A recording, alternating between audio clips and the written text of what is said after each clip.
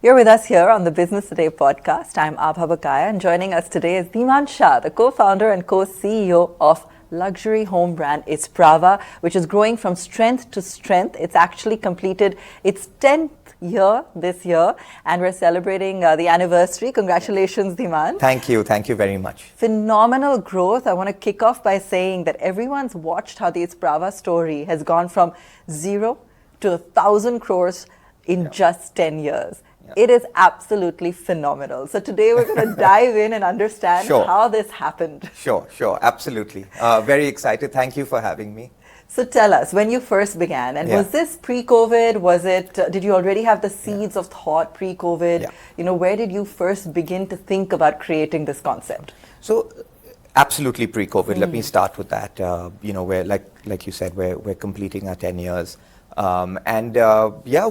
started, the seeds of thought were way before COVID actually. This had nothing to do with COVID actually. COVID just accelerated what we thought and saw coming. Got it. The way India lives, etc. And I'm sure we'll get to that through the course of the conversation. But very simply, you know, I was, my brother and I were working abroad. I was in New York, he was in London and New York, and we were investment bankers, and came back, went to Goa. Fell back in love with Goa. We had, you know, growing up as children, you go, but fell back in love with Goa, wanted to buy something of our own, and we just didn't like anything that we saw, right? You had a lot of local builders, you had a few guys from Delhi at the time, even then, and they were just doing unimaginative stuff, right? There just wasn't anything that we loved. And it's the dream, isn't it? It's the dream to own your own home. It is. And to find something that you can love and you can call your own. Absolutely. And you know, the dream for us was actually to build a true luxury brand. It wasn't real estate. We weren't planning on building a real estate brand. What we wanted to build was a true luxury brand. We happened to see the gap in the market, which was real estate, which was building homes, one-of-a-kind homes in Goa that people had never seen before. Layering on a whole host of other things like service, management. You know, we manage your homes end to end. We have a 24/7 concierge. We had that from day one. Wow, that was probably a little ahead of its time. Very ahead of its time. No one had heard of this. No one had experienced this. You know, our buyers, our people, they're professionals, they're bankers, they're lawyers, they're entrepreneurs, they're industrialists, and I mean, we realized true luxury lies in removing a lot of this friction, right? Which is what we started doing for them.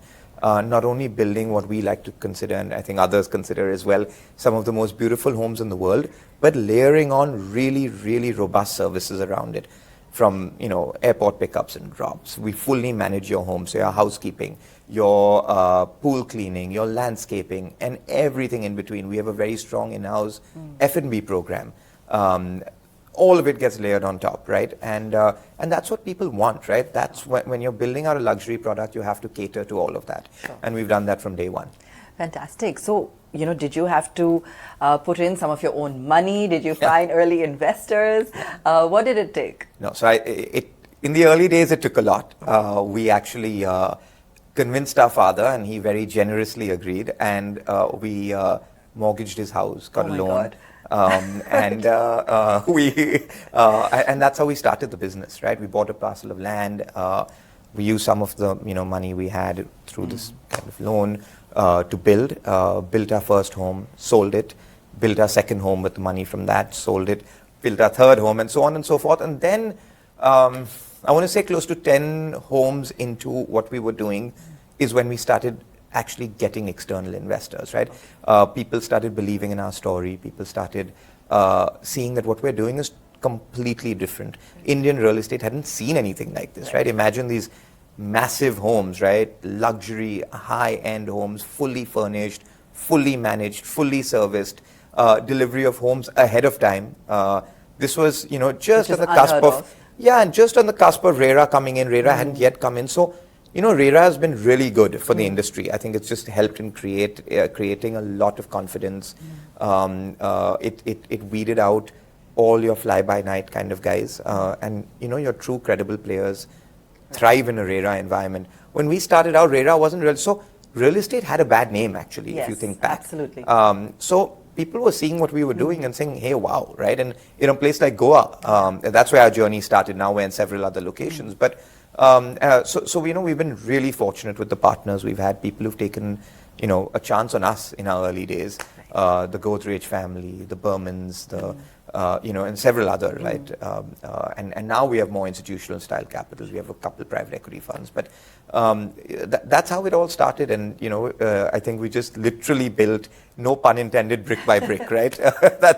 That's how we did it. So you said you didn't want to become a real estate brand, but you obviously had to build to probably show proof of concept, to create sort of a model, a prototype, so to say, in terms of what you were looking to build. And then it's just evolved into that as you've gone ahead. Now you've actually raised quite a bit of institutional capital recently. Tell us about that, and tell us, what the plan is in terms of the rollout and the kind of inventory you're looking to build going ahead. Right. So let me answer this by putting some numbers in context first. We now currently have about 450 homes under construction. These are in various stages of construction, like from early, some are in the pre-launch stage, pre-design stage, and some are close to completion. 450 homes under construction, 400 of which, 410 of which are already sold. Maybe a bit more actually now. And give everyone the price point of these homes as well. So these homes, 80% of these homes are in an average price point of about 15 to 16 crores. About 20% of these homes are in the average price point, about 5 to 6 crores. That's broadly the breakup today. We have, in addition, delivered about 185 homes now, close to 200 homes, in addition to what we have under construction. So that's just the context of where we are. This is across locations, Goa, Alibaug, Kasauli, and we're launching Karjat very soon as well. So those are the locations. So right now, everything I'm telling you is actually spread across 3 locations, because Karjat is to be launched. So the way, what we realized, Aabha, is the way to actually scale this business is to be deep in a location, rather than just being in several locations, right? That strategy doesn't really work according to us. So when we wanted to, when we received some inbounds to raise capital, we were very fortunate, again, very, very high quality kind of private equity partners, etc., who approached us. We didn't really need to raise too much capital. Again, fortunately, we're a profitable company, etc. Have you been profitable from get-go? No, we haven't. What was that? Okay, we'll come back to that story. Yeah, we haven't been profitable from the get-go. We actually grew into profitability, and we'll come back to it, and I'll explain why there's nuance to why, etc. And so we're very fortunate. We're partnering with Hill House in India, which is Alta Capital, led by Sid Gupta. He's a legendary investor, understands real estate, understands luxury. Him and his team work closely with us. So we raised $100 million in capital, primarily, like I said, for growth, because we're profitable. So this was all growth capital. Fantastic. The strategy is to go deeper, and now I'll segue a little, because it's all linked.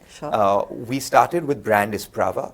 What Isprava does is we just, we spend some time talking about, we build beautiful homes, right? The average selling price in Isprava is 15 to 16 crores. We've just sold a home for 100 crores. Wow. Congratulations. Thank you. So, Can you tell us to who? No, we can't.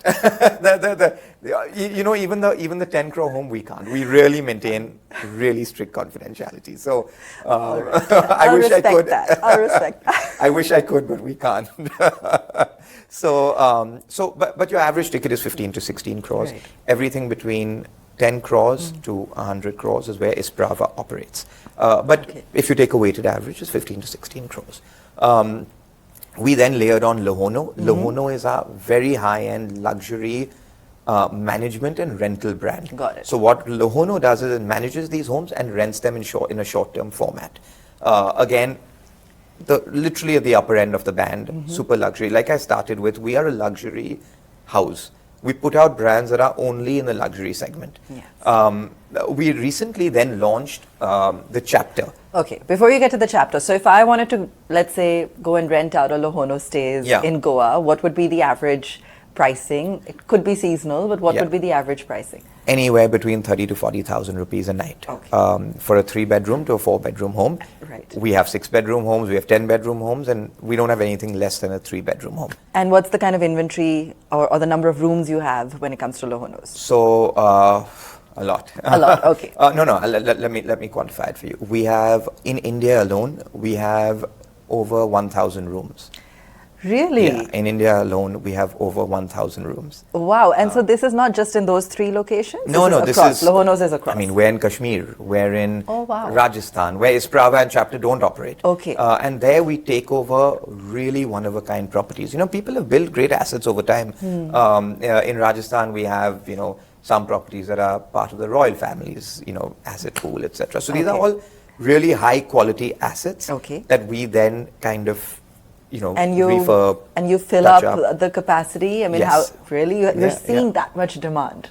You know, and this can be a segment on its own, right? On Lohono. But, you know, Aabha, if you think about Indians, right, all of us, we do 1 out of 10 trips or holidays with just us and our spouse. Right. Right? We're not like the West. The West, they do 9 out of 10 trips. It's just the person and their spouse. In India, only 1 out of 10 is you and your spouse. 9 out of 10 trips is actually you in a group, right? You with family, you with friends, you with family and friends. Sure. We're very social. We like to holiday. We're generous. We're large-hearted. We like to be together. We like to, you know, that's who we are. Absolutely. So very high-end villas work really well because your swimming pool is yours. It's private just for your group. You're in a living area that's yours, private just to your group. So you're not in a hotel sharing it with 1,000 other people, right? You're part of a very small community. It's only your pool, only your living room. You want to eat breakfast at 4 p.m. You can eat breakfast at 4 p.m. F&B is tailor-made and catered to you. We Indians, we're also foodies. We love food. We love eating at different hours and different times, etc., etc. You're able to cater to all of that as long as you crack service, which is something I think we've done really, really well. Absolutely. I mean, it's very reputed in the industry. Everyone knows what an Isprava or Lohonos experience will entail. Exactly. So, you know, when you have all of that, right, the market just keeps growing, right? You look at your super rich in India, your Bollywood stars, your cricketers, your industrialists, they only want to stay in luxury serviced villas. Almost nobody goes to a hotel anymore in that segment. I mean, they do. There's a use case for hotels as well, right?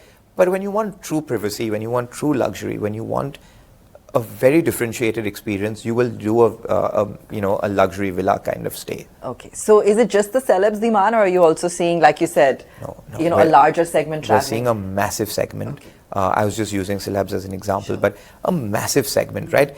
In general, Indians are loving staying in luxury villas, right? And we are literally, in most geographies, the only real game in town at that end of the segment. There are other villa companies, but they're not servicing. And they're not servicing, you know, it's a very, you know, kind of hit and miss service level. Our service level is actually very elevated. So that's clearly your USP. You know, we have two kind of very strong rights to win in this business in Lohono. Number one is the best product. We have the best homes, period. No one in India has better homes than us on the Lohono platform. And number two, our service is insanely good. So I wouldn't say our service is, like how I said about product, the best in India, because you go to a hotel and many hotels have great service, right? Taj, Oberoi, the Four Seasons and so on and so forth. They all have great service. But our service is up there, right? But our product is unmatched, unparalleled. You combine the two, it becomes very potent. And that's why we're winning. Okay, fantastic. So now Chapter, you were saying, I interrupted you, and Chapter is the next leg of growth. Right. So, you know, the way we think about it is Isprava is our super luxury brand. Lohono kind of layers on top of everything. And then the Chapter is our luxury brand, right? Where your average ticket size is between 4 to 6 crores. So call it 5 crores. These are fully furnished, like an Isprava home, really beautiful homes. Very tech-enabled though. You kind of design your entire home with us on an iPad. What fun. People are loving it. And think about it, right? You get a 3-bedroom home with a private swimming pool, fully furnished, fully backed up. Fully done for you. Fully serviced by Lohono for 5 crores, right? In Goa or Alibaug or Karjat, right?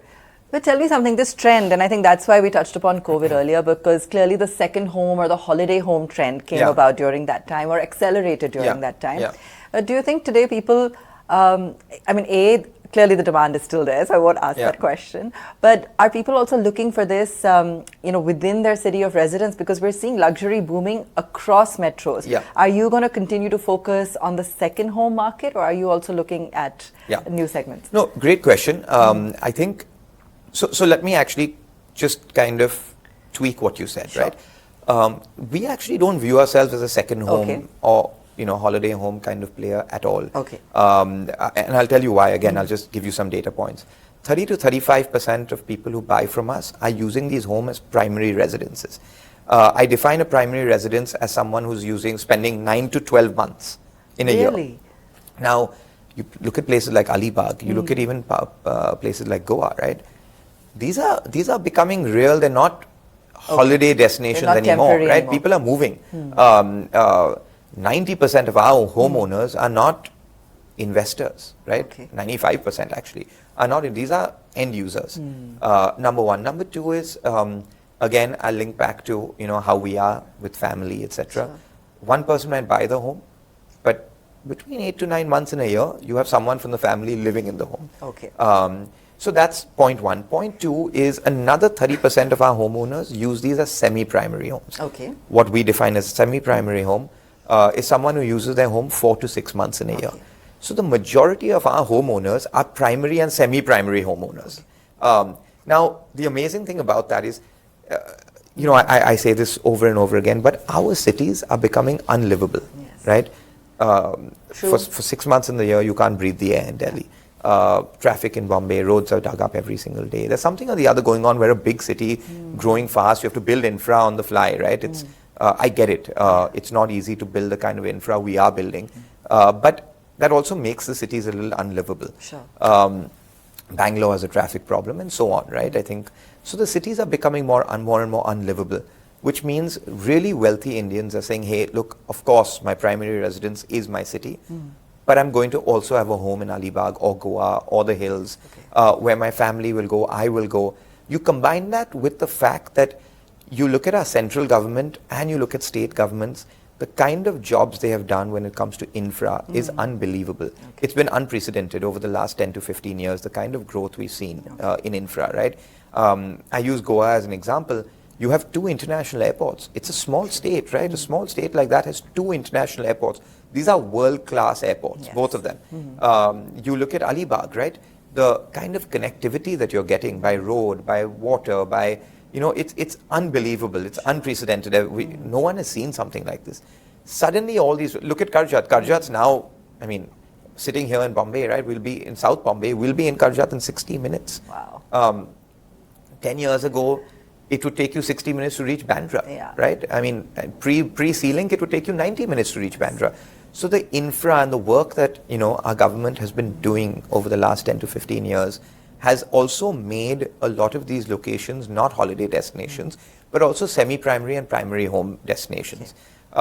People are realizing, hey, when the air is unbreathable in Delhi, my parents who have retired can go stay in my home in Goa for 4 months, right? And they come back to Delhi, and I can be in and out, and my kids can be there, and so when you combine this great infrastructure growth with Indians getting richer and hence wanting to invest in wellness, in their children breathing better air and just a quality of life, right? The market actually is growing exponentially and demand is really strong, really firm, and it's not just a holiday destination or holiday asset anymore. It's actually a very real asset that you use. I'm so glad you explained that. And I want to talk further about what you're envisioning for the future. You've already talked about how much development we've seen in the last few years. But before we do that, let me rewind a little bit and come to that path to profitability piece. More to understand your own journey as an entrepreneur, as somebody that people are aspiring to hear your story as to how you've created a space or a niche in this market, how you've built it up to this scale, and actually in a very, very short amount of time. Tell us what that journey was like. So I think the first 5 to 7 years, like any business, right? Firstly, I think overnight in a business is a decade. When you hear about a business growing, when people in passing, I'm not talking about us, I'm saying in general, say, oh, they've grown so fast overnight, right? Or, this business is... overnight is a decade in business, right? The quickest you can get anywhere is 10 years. Right. And you have to know that and be Good clear for us about to know, it. yeah. And be clear about that, right? True. No, I mean, most of the success stories we're seeing today, most of them are about a decade. You may hear about them in that acceleration period, maybe 2-3 years, but it's taken a decade, right? And there's so much paddling that happens underwater that's invisible, and there's just, and especially when you're doing something different, it takes a lot of convincing, right? You have to, and then you'll have the visionary investors, you'll have the visionary clients who'll say, yeah, that's different actually. I'm willing to bet on this, right? I'm willing to come in some way, shape or form and partner with them, right? And I think the first 5 to 7 years, we were not profitable. We were always investing in growth. Right. Real estate has nuance, which is that you might sell a home today, but if it's under construction, you can't book the whole thing on your P&L. Okay. So there's a POCM method of accounting, etc. Sure. I won't bore you or your viewers with that, but so it takes time for it all to play out in your P&L. Okay. So on our P&L, first 5 to 7 years, we were not profitable. And then, but we always knew that there was a clear path, and it was just a function of the P&L catching up to the order book kind of a thing. Okay. And the moment that happened, right, we swung fully into profitability, and we will continue to be very profitable going forward. You and your brother are both incredibly young. You've both been featured on the 40 Under 40, I think multiple times now. So as young leaders, clearly you must have had enough energy and drive to run around the country and sort this out. But what were some of the unique challenges you possibly faced dealing with regulators, investors, Uber luxury clients? Yeah. It's a good question, and again, we could do a whole segment on it. Look, I think whether you're young or you're old or you're middle-aged as an entrepreneur, I think you face similar challenges. Challenge number one is, and these are all good things, right, is when you grow, right, and you continue to grow, and you're so focused on growth, when your team is 10 people or 20 people, right, it's actually almost easier when you have 20 people, and you'll all sit in one room, and the culture is the same. Everyone's working in such a focused way towards an end goal. Everyone is hearing you talking to clients or talking to anyone, so everyone's kind of picking up. There's a lot of osmosis and reverse osmosis. I'm sitting in a room hearing, someone on my team talking and learning something from them. They're hearing me talking and learning from me. And setting the culture and learnings is easier. When that 20-person team becomes 100 and then 1,000 people, right? That's actually a big challenge, because how do you ensure that a certain value system, which by the way in our group, in the Isprava group, is super crucial, right? Of course. We live by a value system which we're really dedicated to, right? Small things, right? Of course, everyone says, right, oh, you treat your clients like they're gods, you do, but you need to treat your vendors like they're gods as well, right? Today, anecdotally, whenever I'm in Goa, I'm there often, right? Once a week, I'm there 10 to 15 days a month, right? I will ask our vendor for taxis, right? Are you being paid on time? And I almost do that as almost like an audit, right? To make sure that the value system of our company is translating on ground, right? Is the taxi vendor being paid on time? Is the guy who does our landscaping, is he taken care of? And all of that is super crucial, right? You cannot lose the essence of who you are. Are you doing the right thing on ground, right? We really truly follow every rule in the book, right? But when you're 1,000 people or 800 people or 600 people, there might be one person who's, in the interest of time, and not because he's intending to do something or she's intending to do something, just because they're under pressure on time, might take a shortcut, right? But as a brand, you can't take a shortcut, right? So I think that's challenge number one, making sure that you're always doing the right thing or living by your value system, whatever that might be. Because that's the only way you kind of transition from being a brand to an institution. And that's something we are really keen to do, right? To build an institution that, goes several hundred years. I think that's point one. Point two is the right people, right? Being able to attract the right leaders, being able to empower those leaders, being able to give them space and latitude and autonomy to succeed and fail, and kind of step in and help them and handle them. You have to be incredibly patient, because you keep thinking, hey, I can jump in and do that, right? Because you've been doing it, right? So you think, hey, I can kind of, it'll take me 1 hour rather than 2 hours, right, for that person. But I think it's really important, and it's been challenging to be able to say, no, let it take 2 hours. we're going to stand by this person and let them grow as well, because that's how the organization can grow. Clients are always, clients can be demanded, but again, we're very fortunate. Our clients, and especially at the luxury end of the market, your clients are actually lovely. They work closely with you. They become like your partners. A lot of our clients actually in our early days became investors because they just really bought into what we were doing and said, hey. And I know there are one or two early clients that you do talk about. Yeah. Yes. You want to tell us that story? No. So there's been a lot of people who have been really, really supportive, right? You look at Sunil Gavaskar, the cricketer. He's a client, bought a home. He's been truly, truly supportive.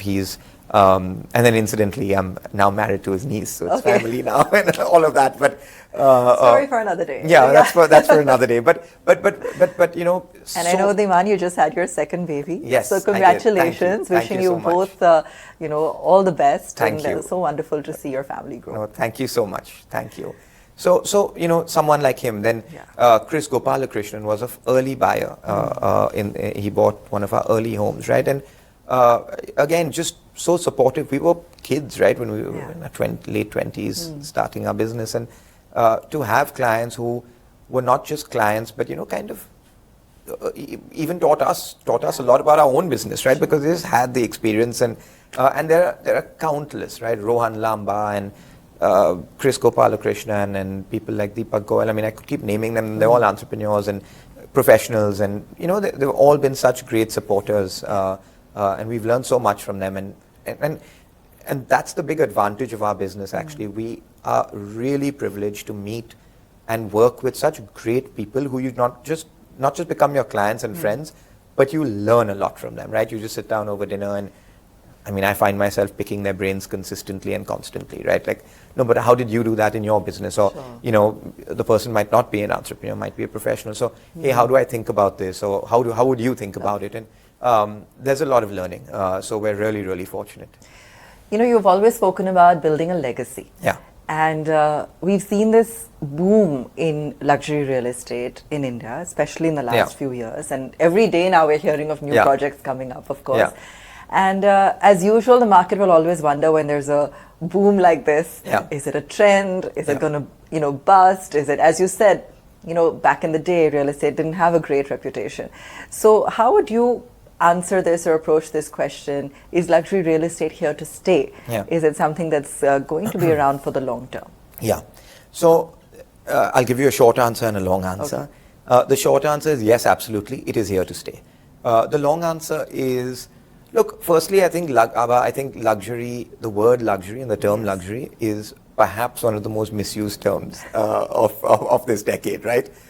Today, everybody just adds the word luxury, right, to anything they do, right? Yeah. But I think true luxury is here to stay. Okay. I think there are people across the country doing unbelievable work across sectors. I'm not just saying real estate, hospitality, real estate, F&B, and those people are truly changing the game. And I think the way to think about this is India growing as a nation? The answer is yes. Do you have line of sight on that growth? The answer is yes. We're almost in, and I almost don't want to say it out loud because I don't want to jinx anything, but just think about us as a nation, one of the largest consumer markets in the world, a very stable, balanced, sensible government in place, right? And then we're a democracy, add that on top, right? And then we have this really nice federal structure, right, between central and state, where you have diversity as well. And everyone there's a lot of balance, there's a lot of thought, there's a lot of focus on infrastructure growth. I think we as a nation have realized that we need infrastructure growth to go where we want to go. So there's so much focus on that, right? You have a big consumer market, you have a really, really robust, and I mean, you'll know this better than me, really robust entrepreneurial ecosystem, right? So you have a lot of great companies that are either startups or legacy businesses that are doubling down, doing better. Again, we're unique as Indians. We place a huge emphasis on education. So we're aspirational, we're growing. I think the next decade, 2 decades, maybe even 3 decades is clear in my mind. It's our time, right? And I know you probably hear this day in and day out from everyone you talk to, but truly, I believe it. I think it's our time, and as long as that happens, the luxury end of the market, I think all segments will grow. Sure. We're talking luxury because we're talking luxury, but I think if you build a true luxury product and service, or whatever you're in, luxury is here to stay, luxury real estate is here to stay, luxury hospitality is here to stay. Not only is it here to stay, it's here to thrive. It's here to thrive. It's here to thrive. Is it even as an investment option or as a pure experiential option? 100% as both. Both. I mean, again, and I know you've not asked this, but I'll give you numbers, right, on the investment part. In most of the markets we work, if we I love just... numbers, so yeah. Okay, great. So I'll give you some. If you just paint a brush across all my markets that I operate in Isprava and Chapter, right, CAGR of underlying land is anywhere between 25 to 30%. Really? That's insane if you think about it, right? Over the last 5 years and going forward as well. That's fantastic that you're mentioning that, because everyone's only looking at the retail price, not looking at the underlying CAGR. Exactly. And think about it, right? Aabha, look, we're not operating, like we said, in your big cities. In your big cities, land is already really expensive, right? But you know, you operate in a place like Alibaug or Goa or Kasauli or Karjat, right?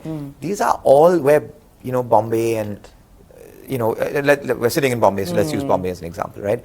It's where Bombay was in the 60s, right? It's where in its growth story, it's on day one, and in some places day zero. It's only going to grow. So you're already seeing 25 to 30% here. In micro markets, now if I really double clicked on this, right, and I gave you micro market data, that CAGR goes up to 50%, maybe even 60% in certain micro markets. But your average is 25 to 30%. And so it makes a great investment. Hey, what I'm not counting on top of that is you're getting a rental yield. So, I mean, it's just a no-brainer, right? People are just like, why am I not doing more of this? Sure. Also with everything going on in the markets, right? There is a bit of volatility. People are saying, you know what?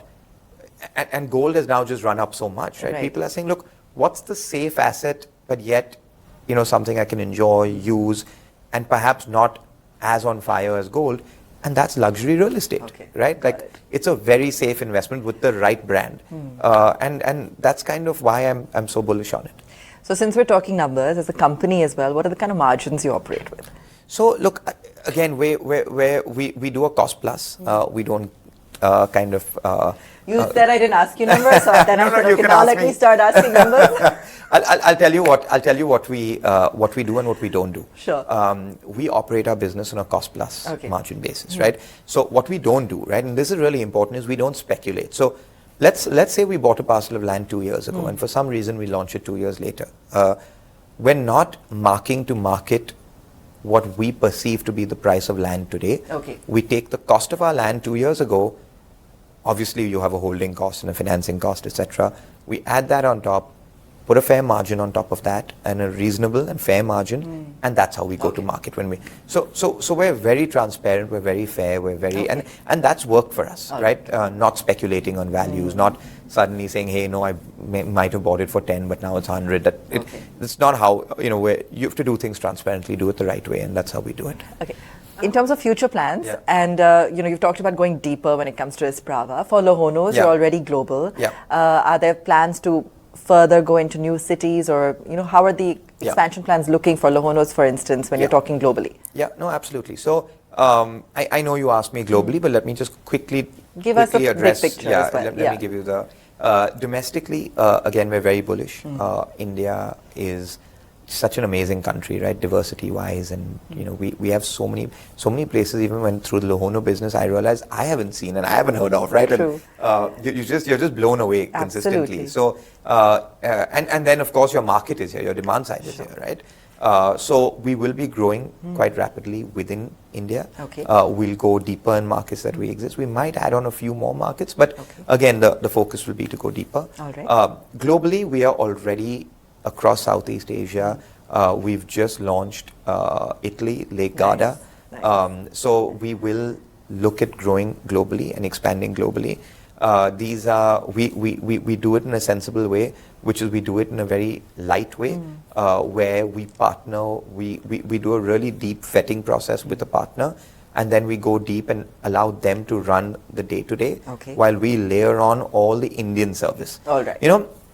A lot of people are very used to catering to your your guest from the West, right? It's a whole different ball game when you're catering to the.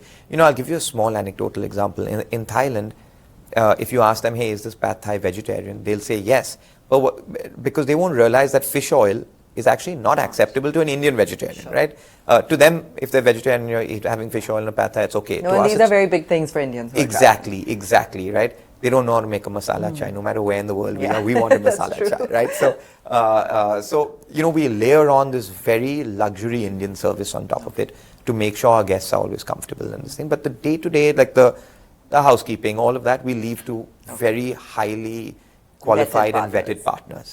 Okay. Fantastic, Dhimaan. It's so wonderful to see a homegrown young Indian entrepreneur and brand making waves globally, and also the kind of phenomenal growth that you've seen here, building something that you love from scratch and seeing it really just completely blossom into the thriving company that it is. What a wonderful story. Thank you so much for joining us. Thank you, Aabha. And thank you for having me, and it's always such a pleasure chatting with you. And you yourself are just such a great success story. So it's an inspiration to be here with you. Sweet. I look forward to all the exciting things 100%. that happen with Isprava. Thank you.